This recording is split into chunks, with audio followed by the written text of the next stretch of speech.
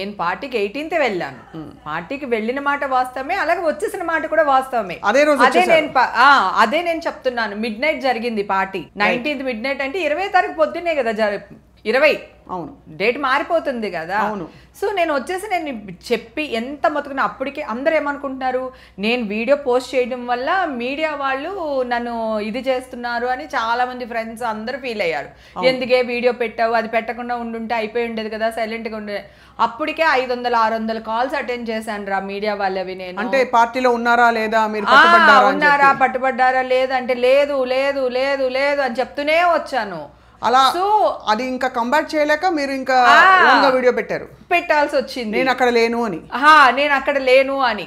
నేను తప్పేం చేశానంటే, నేను పార్టీకి వెళ్ళాను కానీ వచ్చేసాను, హైదరాబాద్లోనే ఉన్నాను, ఇక్కడ చిల్ అవుతున్నానని వివరంగా చెప్పాల్సింది. ఆ టెన్షన్లో 500-600 కాల్స్ మాట్లాడేసరికి నాకే ఒక భయం వచ్చేసింది, ఏంటిది ఇలా న్యూస్ ఎక్కడికో వెళ్ళిపోతుంది అని చెప్పి.